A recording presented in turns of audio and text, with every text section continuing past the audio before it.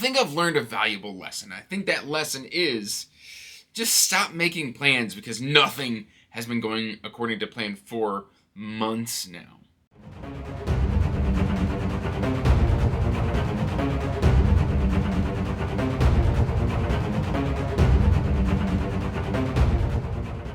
Hey everyone, welcome back to Andrew's Wizardly Reads, and as always guys, I am Andrew, and today we have got the mid-month wrap-up, but before we get into that, please do me a favor and like this video and subscribe to the channel, as it does help the channel grow. You can check the description box down below for links to all my social media, including information about the Patreon and my Pango books, as well as the Discord if you want to just come in and chat on a regular basis. Now, a lot of things have changed this month. I am back to using the camera. I got some amazing help from Jacob Minton, John from Talking Stories' son, on helping me kind of configure my camera a little better. Like the aspect ratio was off, the ISO was off, shutter was off. Like we had to address so many things, and now this is kind of what it looks like. So let me know in the comments down below if this looks a little better than what it was looking like before in terms of aspect ratio, coloring. Like the coloring was a little washed out. It should be a little bit warmer now. Just kind of let me know what you think in the comments down below, because you know I am trying to improve some things, as well as lighting. Like I've changed the lighting, and I had it a little bit more orange, and now it's a little bit more white. So fingers crossed these things are working. And then just kind of general things. I am about 2 weeks into using these edifiers, which are over-the-ear kind of sports headphones, and I'm liking them fairly well. They're not bone conduction, which I've gotten kind of used to, but I am enjoying them. And then, of course, I just released a short recently saying that the Kindle busted, but I have a new Kindle on the way. Just the lighting just kind of started short-circuiting. Last time it was the screen, now it's the lighting. I can't seem to catch a break when it comes to Kindle, my friends. But yeah, I've also got the camera moved a little further back. It's no longer attached to the desk, so if I shake my desk, lo and behold, guess what doesn't shake? The camera. That's right. I've kind of jerry-rigged it to a stool, so it's freestanding away from the desk. So now whenever I drop a book on the desk, just like that, it won't shake the camera for you guys. So hopefully that is an improvement as well. Now let's talk about the books. I got about, I would say, 5% into Pillar of Earth. And I know this is a generational story. Like, I hear you. I hear what you're saying. And at the time, like, I think this is really well written, and I really liked it. The first POV you meet is Tom. I don't particularly like Tom all that well, because Tom is an annoying contradiction to me. And just the general sense of, hey, this woman I'm with is my soulmate. She's giving me all of these children. And then, like, he's got, like, very heavy male gaze. And I've been told that that's just kind of, like, male writers in the 80s type of deal. Like, it'll get better as we move away from Tom. But, like, every woman Tom looks at, he's just like, I could see myself sleeping with that woman. You just said this woman was your soulmate. Anyway, I didn't get very far into the book. I was like, I'm not in the mood for something like that right now. So I have kind of put this one back on the shelf to try again later. Let's see. I then tripped and fell into an Andrew Rowe just rabbit hole. And the only one I've got physically right now is Forging Divinity. If I had waited like maybe a couple hours, I would have the full set because they're all being delivered today. But you're just going to have to use Theater of the Mind or whatever images I put on this screen. But basically, this is War of Broken Mirrors. I'm going to be doing a trilogy kind of review on War of Broken Mirrors by Andrew Rowe because I find it so interesting. And I also just kind of want to talk a little bit more on Arcane Ascension and stuff like that. But essentially, I've read 4 Andrew Rowe's in a row. Andrew Rowe's in a row. Yes, I've read 4 Andrew Rowe's in a row. 6 Sacred Swords, which is not a part of this trilogy. It's actually a part of Weapon and Wielders, but it's tied to this trilogy. It's a sequel to this one. But then we're going to start talking about timelines and stuff like that. I read that first, realized that this came before, so I jumped back to cover this one. I've done Forging Divinity, Stealing Sorcery, and Defying Destiny. I'm actually wrapping up Defying Destiny right now. And I will say this is entertaining, it's well written, and it's a lot of fun. It's not a new favorite, but for some reason I just felt compelled into the universe of Arcane Ascension, and I'm just kind of stuck reading it. reading in it. I don't know if I'm going to read another book in Andrew Rowe's universe this month. Like, I kind of want to, and I kind of want to move on. So we'll just kind of see what happens there. But yeah, I tripped and fell and got obsessed with Andrew Rowe. A little point of housekeeping I should mention is Ashes of Man. I included it in my wrap-up last month, and that might have been a little bit misleading because I had like 100 pages left in the book by the time I recorded my wrap-up, which I had fully intended to finish. My thoughts didn't change in those last 100 pages, but I didn't quite get it done last month in April, but I did finish it first thing at the beginning of May. And I enjoyed this one, but I would say it's probably my least favorite of Sun Eater so far. Just the kind of tragedy of the series, kind of, I don't know, because I read Kingdoms of Death and Ashes of Man back to back, like it was just a 1-2 emotional punch, and I was exhausted by the end of it. But again, my comments from the monthly wrap-up still stand. I think this is really, really good.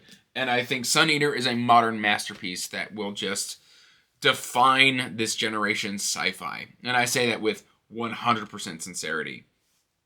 I am actually wrapping up today Darktown by Palmer Pickering. And this book is amazing. I'm going to be doing a dedicated book review for it. So far, my feelings on this are about 4 stars. It is a lit RPG without the stats. So I'm thinking I'm going to call this game lit instead of lit RPG because it uses a lot of game mechanics and a lot of game terminology, but the characters don't necessarily level up. I don't know, lit RPG is something that's very kind of complex to talk about because there's subgenres of lit RPG that then confuse the definition of lit RPG. It's very interesting.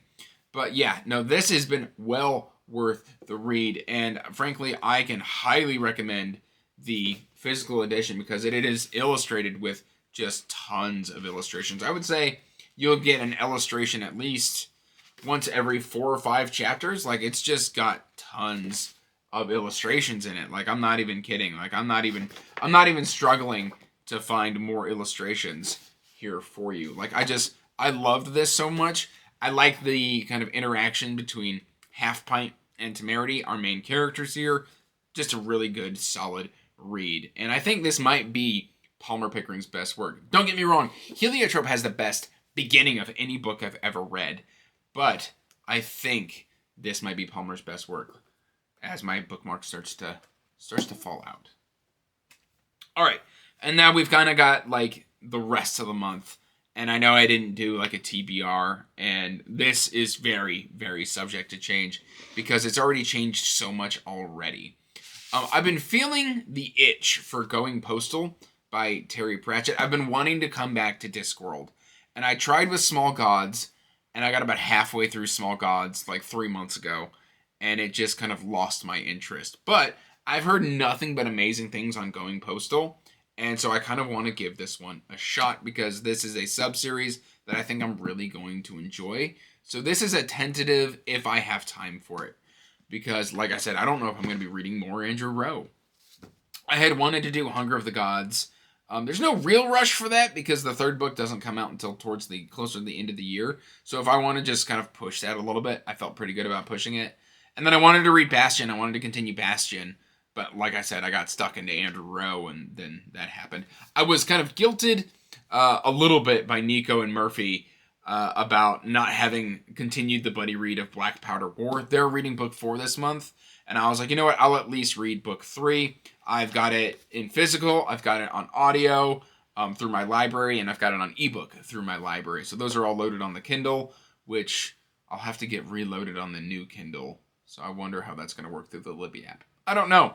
But Black Powder War, Temeraire number 3, I would like to get back to that. That's going to be eyes only, just because for some reason right now the series isn't working for me on audio, even though the narrator is, I believe, Simon Vance, who is amazing.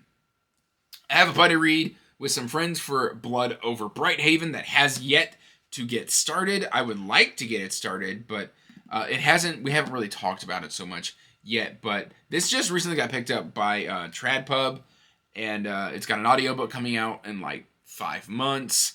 And yeah, so I've got the hardcover of the self-pub edition, and I'm very excited about that. And so hopefully we get around to that buddy read and we get it read. I then, of course, threw in Song for Our Bone.